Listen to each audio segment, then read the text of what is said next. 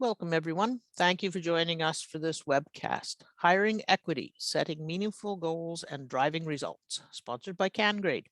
This webcast has been pre-approved for HRCI and can be submitted for SHRM credit. Please be sure to attend the complete webcast in order to receive your credits. If you have any questions during the webcast, click on the Q&A tab in your webinar controls and type them there.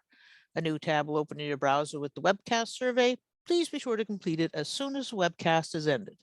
It is now my pleasure to turn it over to Cangrade for the presentation.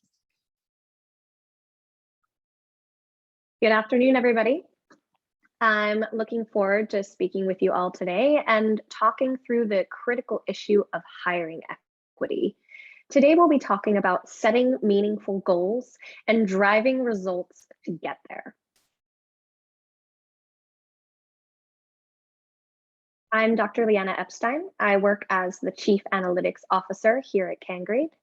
I have over a decade of experience generating a variety of strategic insights in research technology, data science, psychology, and artificial intelligence.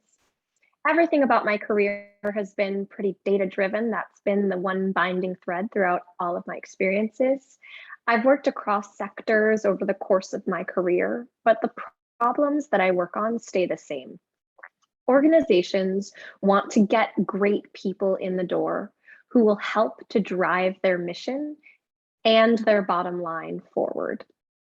In my current role as the head of analytics for Cangrade, we're trying to drive talent management with accurate and efficient diagnosis of soft skills, and we're using machine learning technology to get there. My goal overall as an applied scientist is to help organizations leverage data to make great decisions. So for the past 7 years, I've been focusing this skill set on the HR tech space, co-founding my company Cangrade. We're a pre-hire screening assessment tool that my co-founder and I built from the ground up. As the scientist inside the machine we've built, I did a ton of research when we were starting out to try to understand how to assess candidates both effectively and efficiently. My presentation today is going to basically reveal some of the core principles and mission that our organization was founded on, and the way that we think this kind of technology can help organizations like you to drive hiring equity. So let's get this conversation started. It's a tough time right now to be in the HR space. Candidates are scarce, packages are competitive, employees are resigning, and you have that constant pressure just to make a hire. Given the backdrop of the pandemic and the past months that may have involved a variety of layoffs, now when you're looking to rehire, the candidate pool that you used to be able to rely on is not the same, and everybody's fighting for those same candidates. At the same time, you may be losing more people than you typically would around this time of year. So in addition to making the hiring part difficult, you're also potentially having problems with retention. You're not alone in this situation. A lot of our clients are having the same struggle. The key question that many professionals in the HR space are trying to tackle right now is how to fill positions quickly and find employees who will stay and thrive with the organization for years to come. So how do you do this? Make sure your hiring process is equitable. We're going to unpack this today and talk a lot about how to know if your hiring process is equitable and how to get to a more equitable hiring process in general. But first, before we get there, I like to start out with a little bit of laying the groundwork in terms of definitions. What is hiring equity? What do we mean when we talk about hiring equity? This is a term that's used a lot, not just in the business world, but in general when people are talking about this problem in society. So I think it's important to make sure that we're all on the same page for what it is that we mean when we say hiring equity. Hiring equity is a merit-based process for recruitment and promotion that takes special care to avoid rewarding or penalizing a candidate based on demographic characteristics. That part in bold there is really important. Not only don't you want to punish someone for being a member of a particular demographic group. This is a way that's typically talked about when you're talking about trying to get underrepresented folks into the pipeline. But we also don't want to reward anybody for being part of a demographic group, whether that's traditional or non-traditional candidates. The idea is that you're putting everybody on equal footing and giving all candidates an equal shot at the job, regardless of their race, their gender, their disability, or any other characteristic about them.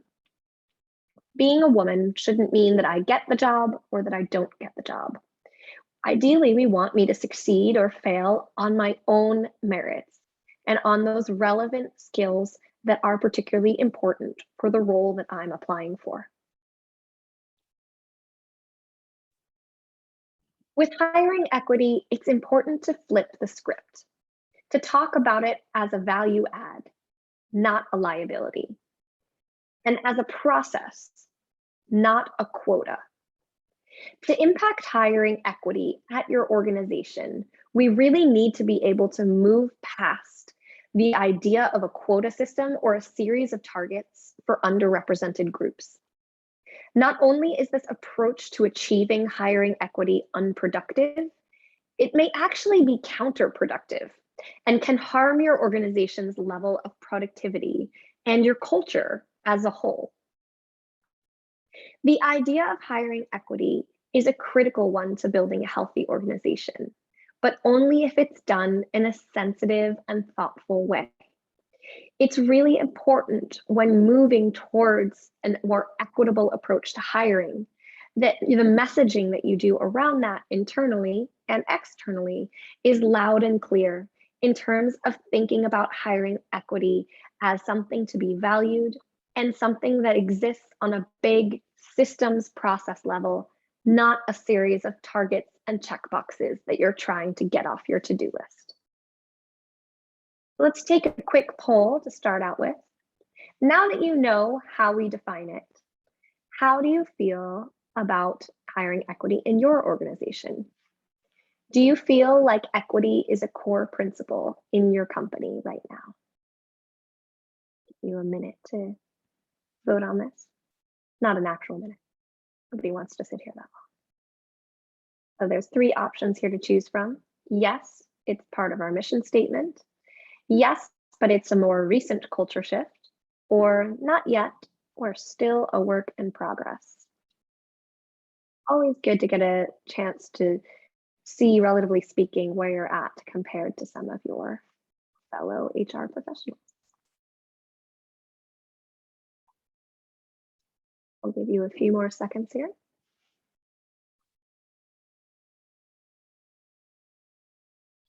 Okay. So you've got about half of you that have said that this is one of the core principles of your organization since it was founded. And the other half is split between, yes, it's a more recent culture shift, and not yet, we're still a work in progress. This is a pretty common split from what we see in general. It's something that's becoming more and more important to more and more organizations. And wherever you are on that road from not really focusing on hiring equity to really wanting to integrate it into your DNA, it's always a process. And the important thing is to start and take those steps to get there. Why is it important to take those steps? Why is hiring equity good for business? There's 2 critical reasons that hiring equity is good for business. First, it avoids groupthink. And second, it finds the best people. Let's unpack what this means. Hiring equity helps to eradicate something called groupthink. Psychologists define groupthink as a phenomenon where members of a group won't second guess their assumptions and consequently will arrive at an incorrect or irrational conclusion. Hiring equity at its most basic fundamental sense, is about allowing diversity to flourish and blossom and be welcomed into your organization across a whole range of demographic characteristics, not just maybe the more traditional ones that the EEOC guidelines outline of race, gender, and disability. This builds a natural culture of differing perspectives in your organization and allows and facilitates dissent that will keep your organization healthy and making good, smart choices for its growth and its future. Again, this speaks to the core of thinking about hiring equity as a process, not a series of checkboxes.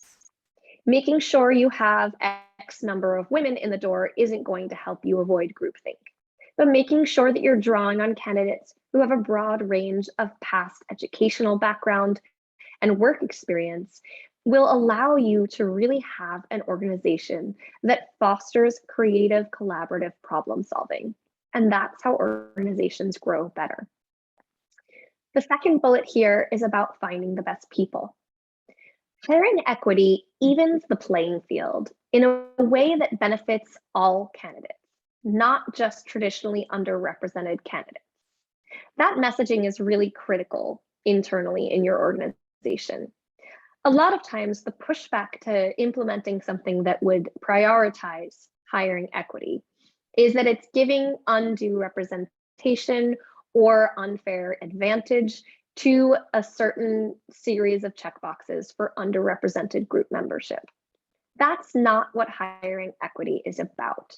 Hiring equity is about letting the characteristics of each applicant you have for a job speak for themselves, regardless of some of the things that might typically distract you as a recruiter, like where they went to school, or what they look like, or whether you have someone on the team who reminds you of them.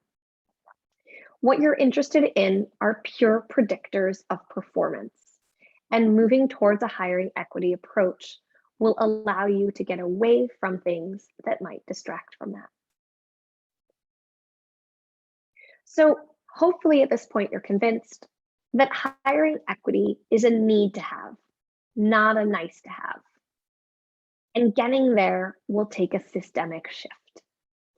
The bottom line here is that hiring equity is good for business, and ensuring hiring equity is one of your organization's core principles and values is not just a moral imperative. It's not just the right thing to do. It's also a smart investment for your organization.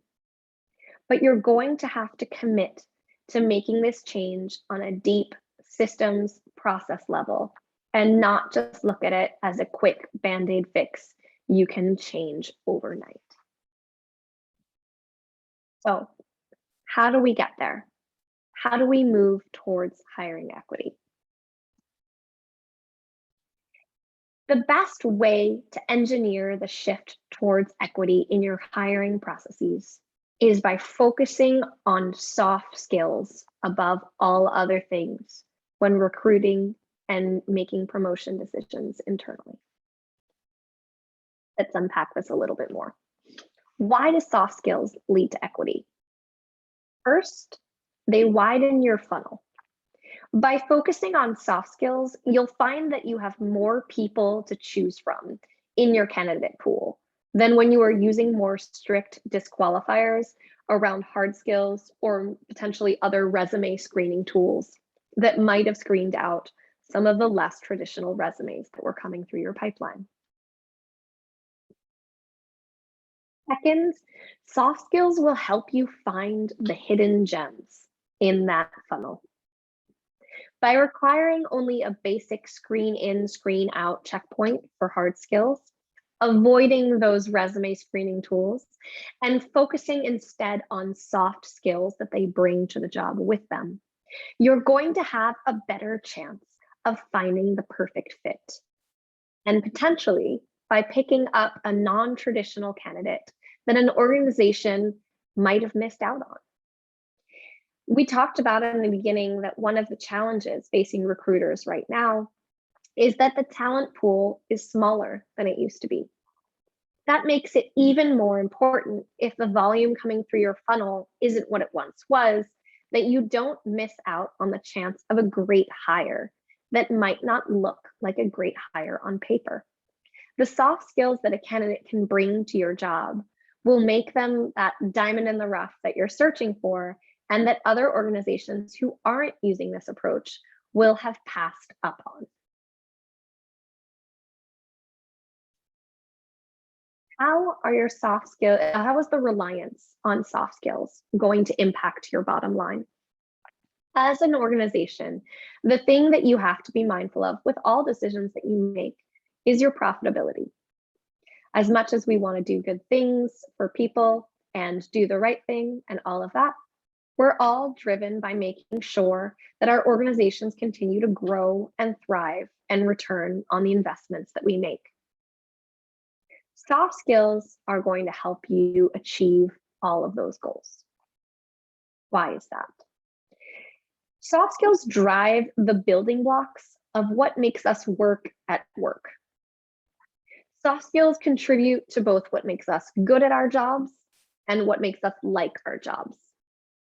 The importance of soft skills has been well documented by researchers across all kinds of different occupations, such as managers, pilots, even entry-level workers, and across job and pay levels.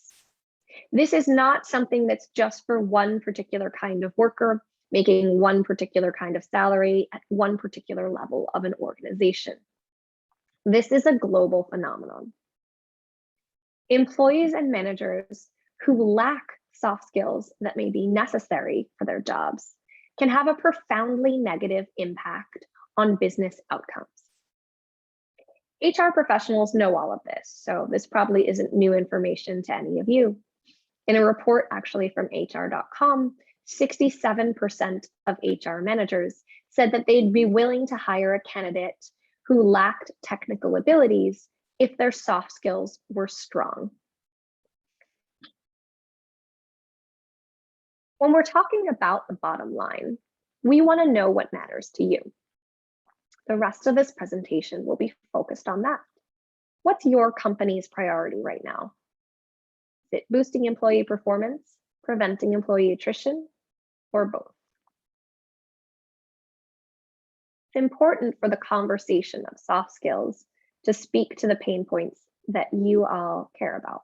And we're always interested to get more data on what's facing you as your biggest problem.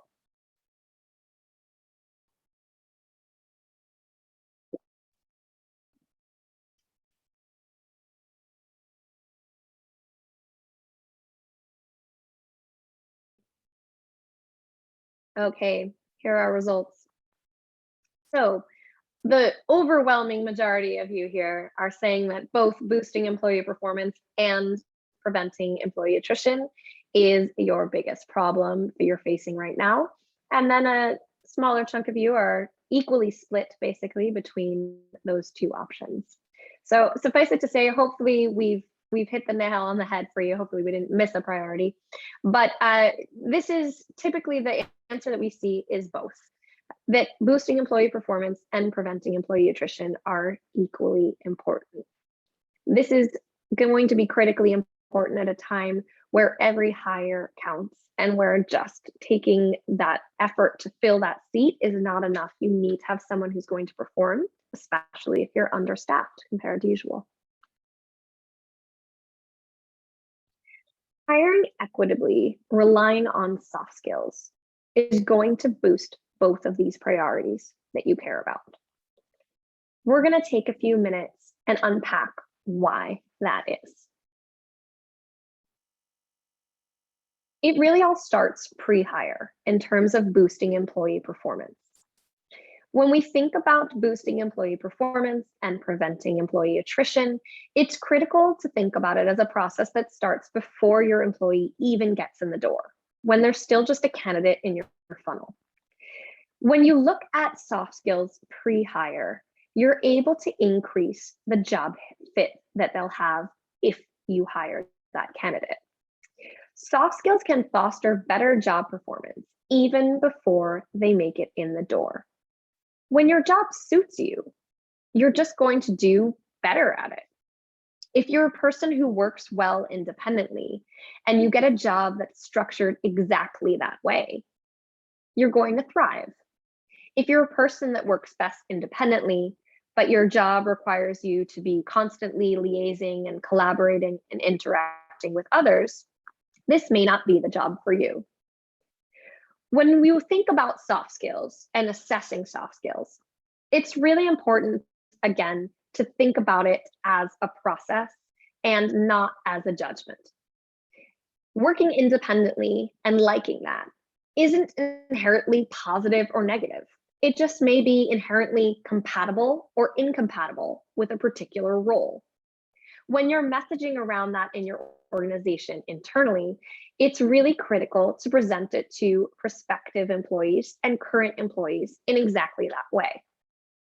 Assessing soft skills can come with a pushback from both candidates and current employees if it's not messaged properly. It's critical to make sure that everyone understands that the maintenance of these soft skills assessments is designed to make sure that job fit is maximized. Post-hire, soft skills can boost job performance as well.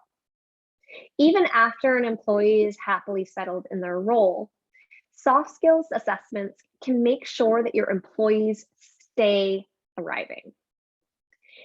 If you, as an employer, for example, need employees who will work from home in an efficient and an effective manner, there are a ton of different roadblocks that could get in the way. In terms of soft skills, you'll likely need someone with a high level of follow through who is super results oriented. These kinds of soft skills will keep them focused and productive and able to push through all the many distractions that may come up in a work from home environment.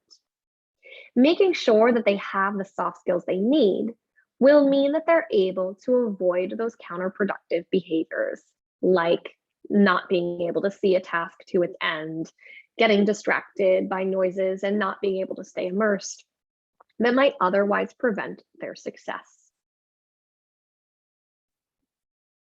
How can soft skills prevent employee attrition pre-hire? By employing people who will want to stay. Soft skills can help you get a peek at understanding the motivations that are going to keep a potential employee going. And they're able to help also equip prospective managers with the correct insights to keep their direct reports engaged. If you know what soft skills folks excel at, you can play to their strengths. By making sure that job fit is the top priority overall, employees will have the soft skills they need to succeed in the role and not feel like they're floundering or flailing, trying to develop follow through on the job when that's something they're not particularly skilled at. It's really critical that you're setting folks up for success here. You want to put them into roles that they're going to succeed at. Job satisfaction is driven to a large extent by whether someone feels skilled at their job. In our own internal research on engagement, just feeling good at your job is something that pops up a lot about whether you want to stay in it. How can soft skills work to prevent attrition after a hire? By upskilling more efficiently. If you know the soft skills that employees need to succeed, and you know the soft skills that they're struggling with, you can use soft skills assessments as a means to skill build. Again, we're trying to move away from this framework of seeing soft skills assessments as a way to penalize, to put people on some sort of performance improvement plan, to target people to fire. The idea of a soft skills assessment, at least the way we conceptualize it at Cangrade, is that it can be used as a tool to build folks up, not to tear them down. The identification of weak spots in soft skills can be used as a platform for growth, where the employee will feel that you're invested in them and helping them succeed at their job. Again, our own in-house research has shown that a critical building block of retention and keeping that employee with you long-term is just making them feel valued. Upskilling around the skills they need the most is just one way your organization can demonstrate that value.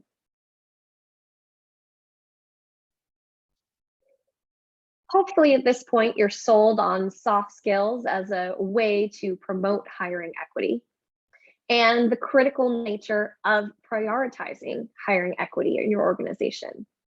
But there's one more tricky problem to unpack for the purposes of this presentation. And that's, how do we assess soft skills equitably in and of themselves? How can you be sure that you are objectively and accurately and fairly assessing someone's level of follow-through or results orientation or organization and time management? That's not an easy problem.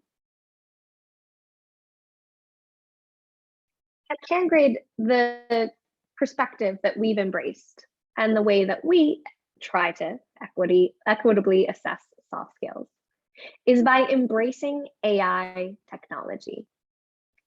Artificial intelligence has a tremendous amount of power to do a tremendous amount of good, and on the flip side, to do a tremendous amount of harm.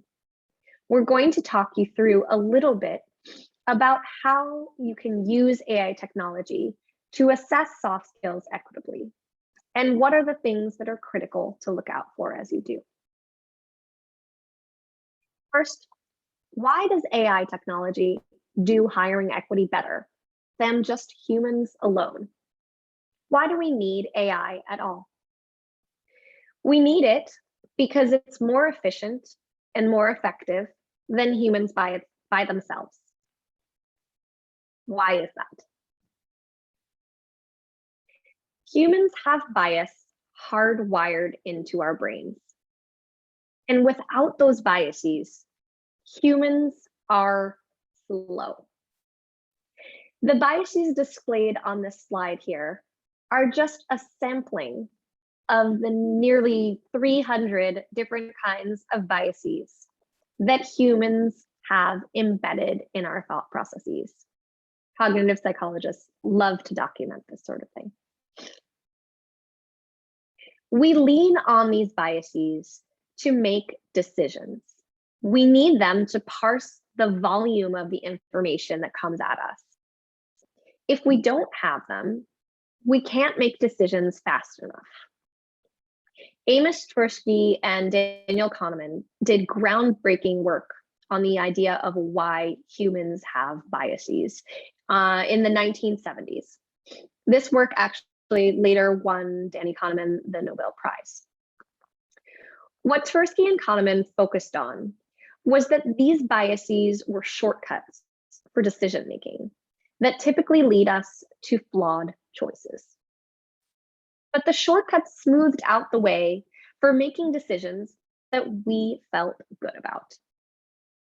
When you're making a decision, you don't just want to make any decision, you want to make a decision that you feel good about at the end of the day. By leaning on these biases, we get what we feel like is the best of all the worlds. You make a quick judgment and you feel pretty good about the way it worked out. We need shortcuts. We can't think about breathing or walking or any of the other automatic things we do all of the time. There's a limited amount of processing power we have, and we have to figure out how to parse all of the volume of information that's coming in. We're not computers, and we're not designed for the volume of information that's thrown at us on a daily basis. We're not great thinkers at scale. We're great thinkers when we have the time and the bandwidth and the space to really dive into the information that's provided to us. When there's a high volume of information, we need these shortcuts to keep up. We're just very time-consuming information processors. AI, on the other hand, is a lot quicker. What does this mean for the HR space? When you rely only on human judgment for the hiring process, This can have some profoundly negative repercussions for the way folks get hired in your organization and for hiring equity as a whole. If you think about using biases as shortcuts to make quick decisions you feel good about, think about the way a recruiter might traditionally explain a judgment call they made on a hire, the kind of language that gets used to describe the candidate. The interview felt good, or the fit felt right, or they just seemed like someone that they could picture in their organization. This is a huge problem for biases and for implementing hiring equity at scale in your organization. Anderson and Shackleton talked about this in their 1993 book on successful selection interviewing. There are just tons of biases baked into the HR process because these biases help us choose who to hire and who to promote. There's a reason that phone screens and resume reviews have single-digit % success rates at picking the right candidate. They let humans go with their gut and their shortcuts, and consequently, their biases. This does not mean that humans consciously and purposely integrate their biases into their hiring process and procedures. They simply don't have any other options to get things done at the rate they need to be finished.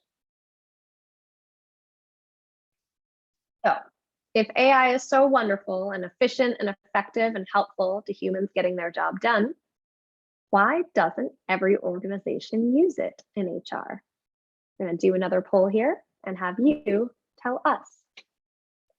What's your biggest concern with adopting an AI solution? Is it that it might increase bias and end up making things worse? Is it that you don't think it would be effective, wouldn't make things better? Or is it that it's a black box and you don't really know what it's doing or if it's helping or just sort of spinning in circles?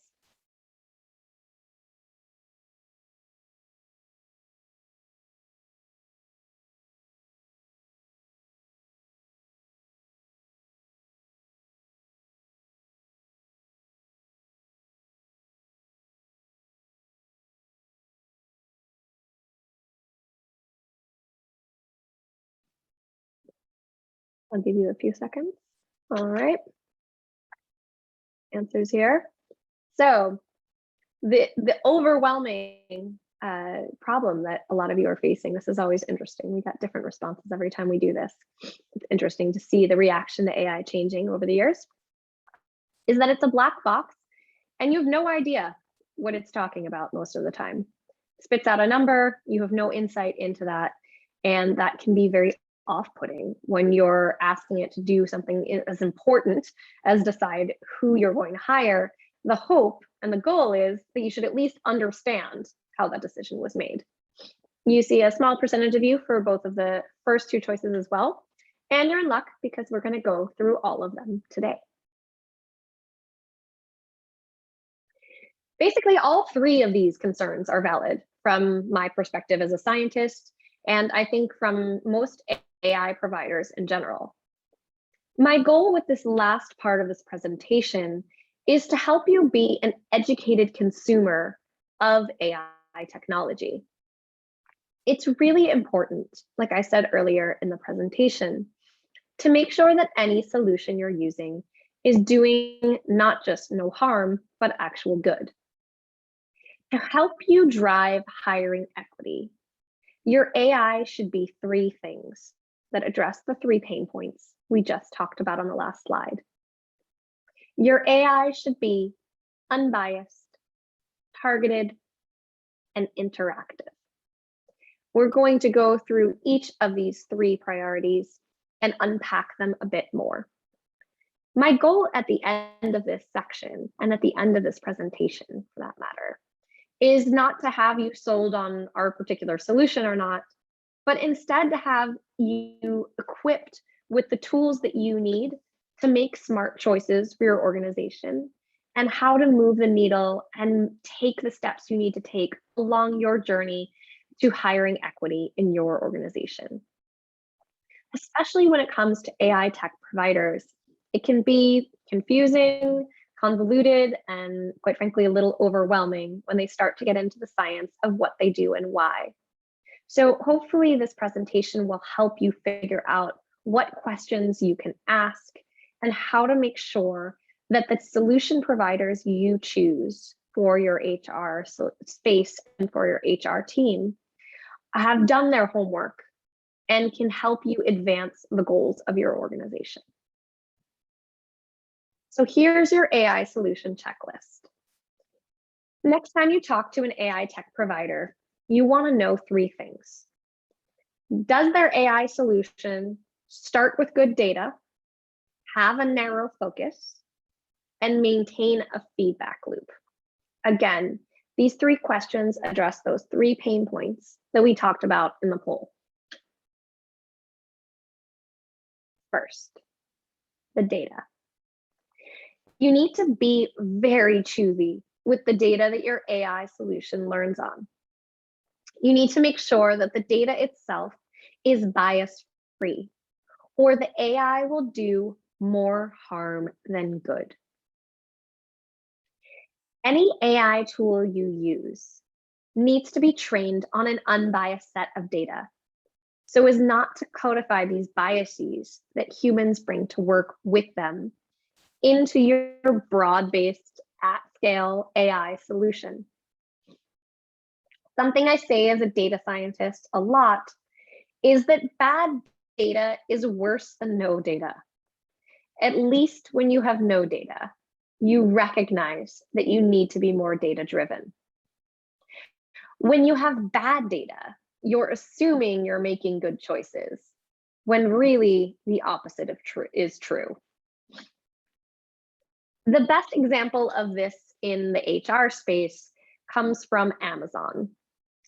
A few years ago, it came out that Amazon's data scientists had been developing automation software to hire candidates. The idea was that they wanted to develop a resume screening tool that was powered by AI to screen the high volume of applications they got and make snap decisions of, here's a pile of 100 candidates. We want the 5 best ones based on our AI technology. So the technology was using some sort of natural language processing to rate different keywords that it found in the resumes that were sent in from candidates and give candidates scores on a scale of 1 to 5, sort of the same way that an Amazon product is rated. There's just one problem. The algorithms learned to be sexist. Amazon employees that were involved in the project claim that it was based on the fact that most resumes submitted were from men. And pretty much mostly men were hired as a result. Again, remember, when you're learning on data, you're learning on what you're taking in and whether or not they were offered a position. Given this, the AI algorithms learned that men were preferable to women. Amazon's system taught itself that resumes which included the word women's or showed that the candidate had just graduated from an all-female college should be penalized. Needless to say, Amazon discontinued the development of this technology, and they're not using it to assess applicants. It was a project that was abandoned. But it's an important lesson for those of us in the AI space. You can't just train your AI solution on any data. You have to train it on unbiased data, on good data, especially if you want to advance hiring equity. The next thing you need your AI solution to do is to be aimed and focused at what it's actually good at. The AI that you use should be designed to do exactly what you need and not to interfere with what your human staff excels at. Not only do we not want software that's designed to drive a car to pick music we want to listen to, we also want to make sure that it allows the humans you already have on your team to keep doing what they're best at. Let's take an example from the robotics world on this. Manuela Velosa at Carnegie Mellon designed a delivery robot. This robot's job was to go to greet visitors in the lobby when they came and transport them to wherever they were supposed to go, and also to go to the mail room and pick up mail when they needed to deliver that to different offices. These are the kinds of things that humans don't particularly like doing. It's not particularly fun or complicated, and there's no particular reason that a human needs to be involved. And robots are great at tasks like these. Unfortunately, this robot had a small problem. It has no arms. Arms are complicated for robots, and it just simply wasn't practical to create a robot with arms. So it can't pick up the mail or push the elevator button to go upstairs. Luckily, humans tend to have arms, and they're great at things like putting mail in a basket and pushing a button on an elevator to go up. So what did the robot do instead? Simply learn to ask someone to push the button to go upstairs, to ask someone to put the mail in the basket, and to instruct a visitor to follow along behind it. When AI and humans stay in the lanes that they excel in, everybody wins. The same is true in the HR space. You really want to keep humans and AI in their respective lanes. AI thrives at certain HR evaluative tasks, but really struggles with others, just like your team does. So you need to make sure that everybody gets their lane and everybody gets the chance to make their strengths shine, even the AI. Narrow AI is great at grunt work and sifting through thousands of candidates. My guess is your team is not as much of a fan of that part of the job. And instead, they'd prefer to focus on that more human connection element and the unique insights that are generated from face-to-face or Zoom face-to-face now interviews.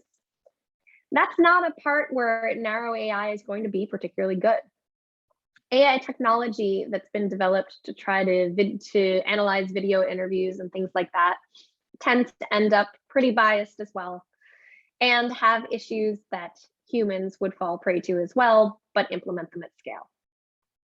By allowing and freeing up the time of your human staff to focus on the slow decision-making processes that humans shine at, you're going to be able to make better decisions because they're going to have more time to do so. And just like we said back on that slide about biases, the more time you give humans to make choices, the better choices they'll make. Last, and by the poll, this is the one that all of you care about most of all. This idea of making sure that AI is not a black box. How do we do that? We need to make sure to keep the lines of communication open. A feedback information loop will help your AI technology and humans to learn from each other and to continuously improve both the AI technology and the way your humans operate on your team. Humans need insight into the black box that AI can be. And AI needs to learn from the insights that only humans can provide. It's the same kind of symbiosis that you had in that last robot example that we talked about.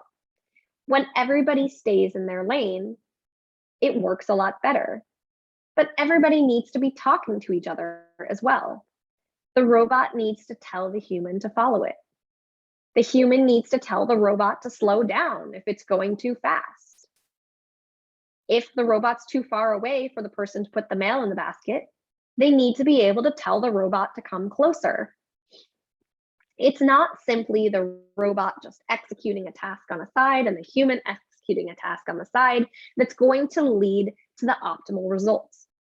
The optimal result is going to come from the human and the AI technology interacting and feeding each other information, calibrating and recalibrating to make sure that each is contributing to the optimal result, the result that's going to be most efficient and effective.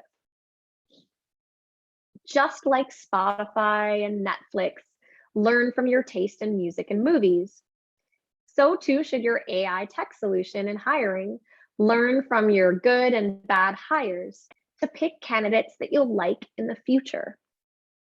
It's not just a simple set it and forget it kind of thing when it comes to AI technology in the HR space. It's important that it's learning from the mistakes you have and the wins you have. And it's important that you understand why a candidate is being suggested or passed up, and that your AI tech provider is giving you enough insights into that process so that you have follow-up nuggets of information to pass on to your team. When we're talking about making the right hire, it's just as important to find your next superstar as it is to avoid your next mishire. All of the information that you can understand from the AI technology on how to do that is critically important. This is going to be, again, how you make your messaging about hiring equity most effective as well. It's really important that you have that feedback loop with the AI tech so that when folks ask, why is this driving hiring equity? You can show a list of clear, objective, hard and fast characteristics ranked on some sort of quantitative numeric scale that indicate that someone is a good fit or not a good fit, that are entirely separate and divorced from any demographic categorizations they might have. And instead, as we suggest, based on their soft skills and the levels of particular soft skills that you care about the most. So let's tie this all together. The key takeaways, if you're going to remember 4 things from this whole presentation, there are these 4. We need to move the equity conversation away from quotas, away from checkboxes, away from targets of the number of people in a room that need to look a certain way, and instead really shake up the system of how hiring and promotion is done in your organization. You need to hire equitably, not just because it's the right thing to do, but because it's the way to boost performance and prevent attrition in your workplace. And the way that you can get there is by focusing on soft skills. That's the systemic shift you need. Focusing on soft skills will unlock the ability to hire equitably while driving performance and preventing attrition. The best way to do this at scale is by using an AI-backed approach. This is going to maximize not only the efficiency of making that hire. I know we talked about in the beginning that the pressure is on, you need to make these hires yesterday, but also it's going to maximize effectiveness. You're not just going to get a warm body in a chair. You're going to get the person that's best for the job in that chair. That's what hiring equity does. It doesn't prioritize some candidates over others because of some sort of quota system. What hiring equity does is it gives you, as the organization, the absolute best person with the best fit for the job. That's going to keep them happy, keep them engaged, help them be retained, and ultimately make you a lot more money. How can Cangrade help you get there?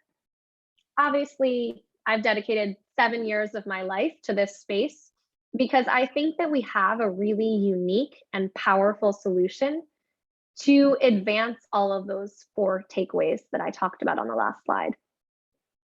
As a company, Cangrade is firmly committed to hiring equity and to using soft skills as a way to hire the person with the highest fit for any given position.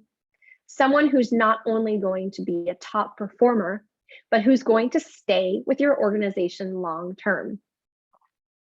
Hiring someone who's just so-so is expensive, but hiring someone who turns over in 3 months can be even worse.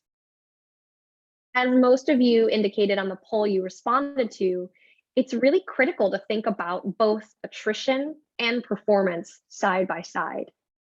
People who are good at their jobs like them, and people who like them stay.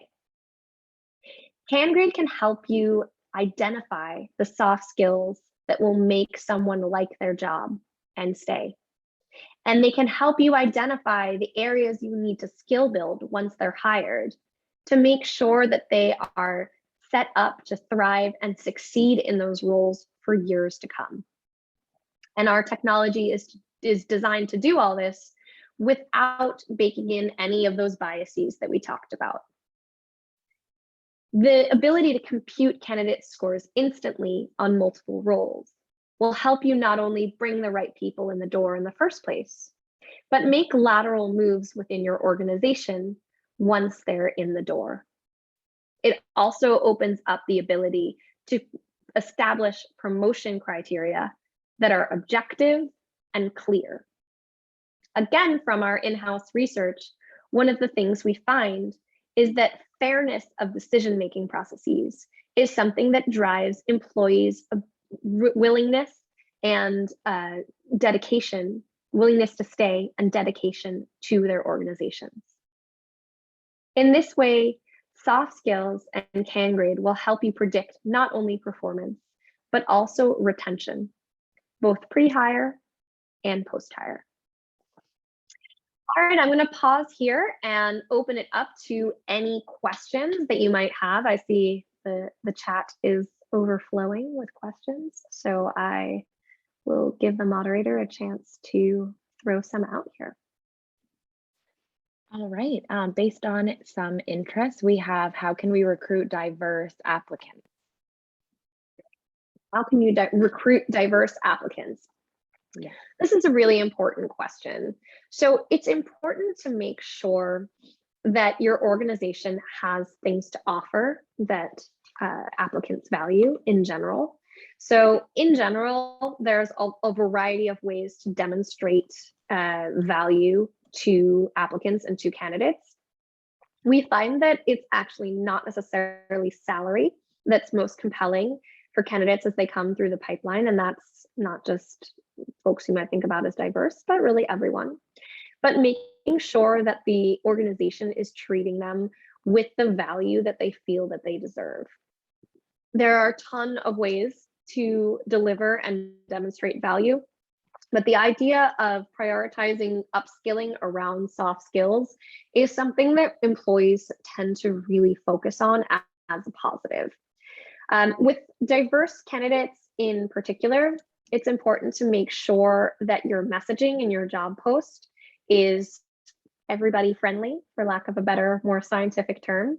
There's lots of different kinds of technologies that will check your language to see if it has some sort of biases baked in. We don't provide that at Cangrade, so there's not a particular website I want to plug, but there's definitely technologies, AI technologies available on the internet that will allow you to check your job ad to see if the way you're even wording the job description is biased.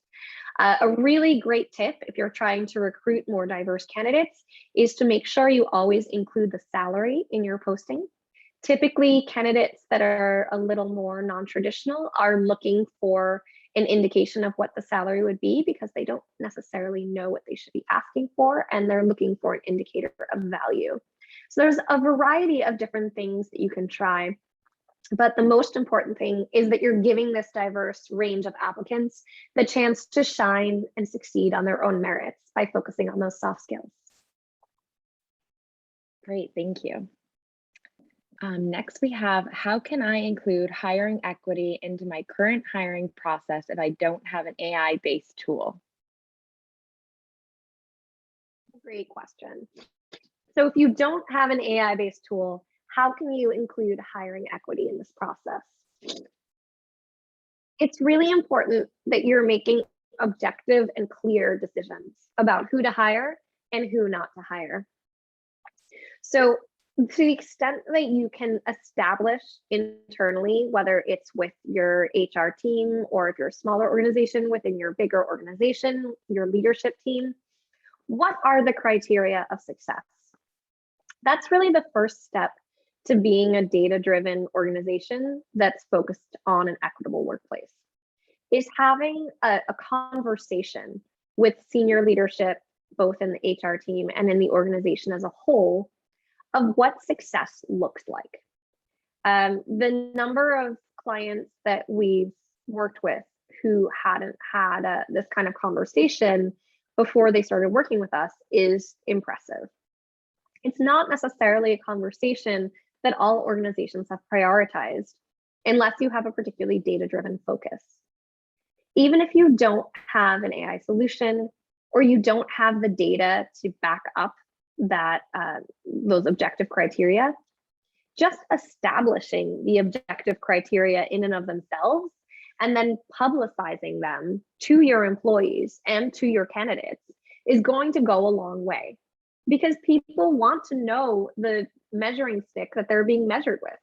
They want to understand the rules of the game if they're going to be able to win it. Great, thank you. And then we have, how do you collect demographic information, since it's mostly optional to be able to understand the progress and measure how your company is progressing? That's a great question. This is something that is a really sensitive topic. We always recommend, first of all, if you're going to be collecting demographic information from incoming candidates, do it at the very end of whatever assessment you're providing them. Psychological research has shown that asking people for their demographic memberships before they complete any kind of assessment, whether it's hard skills or soft skills, can actually bias their answers. It can make them hyper aware of some of the group memberships that those typical EEOC categories ask about, and then it can actually change the way that they answer both hard skills and soft skills assessments as a result, usually in a way that's to their detriment. So if you're asking these demographic questions, always ask them at the end of any kind of intake assessment that you're doing in your talent management recruitment process. Outside of the EEOC criteria, where that's basically race, gender, and disability, it can be tough to ask for anything else in the incoming pipeline. We recommend that you start with those basic demographic membership categories, because they are EEOC protected, and it's a really easy way to sort of stand behind that as a data collection point. But that you move internally towards a culture of understanding why you're asking for this information. Sometimes just a heading and a description of why you're asking someone to answer a question can go a long way towards getting their buy-in to answering it. In this sort of era of data privacy concerns and everyone knowing everything about you because you've been on the internet, people are pushing back a bit at this just intense amount of data that's being collected about them. But what we find is that just giving somebody a simple explanation can go a long way. There's a classic psychological study where you have a bunch of people standing in line at a photocopier, and someone asks to cut in line. They have success about half the time. But if they ask to cut in line and say, I need to cut in line because I need to make a photocopy, they have a much higher rate of success of someone letting them cut in line. Now, obviously, they need to cut in line because they need to make a photocopy, but even just any sort of explanation, and doesn't have to be a good one, increases compliance with some sort of request. If they say, instead of I need to make a photocopy, I need to make a photocopy and my class starts in 5 minutes, then the compliance shoots up through the roof. So any sort of explanation about why you're collecting demographics will help.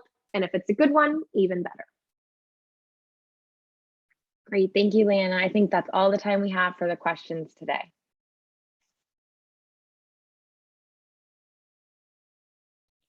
I'd like to thank our presenters as well as all of you for joining us today. If you'd like to view this webcast again, the archive recording will be available on the hr.com website within 24 hours. The webcast credit will show in your hr.com account within 2 business days, and we'll also send you an email with your credit information. Your feedback is important to us. Please take a moment to fill out the exit survey that opened in a new browser page on your computer. This concludes our webcast. Enjoy the rest of your day.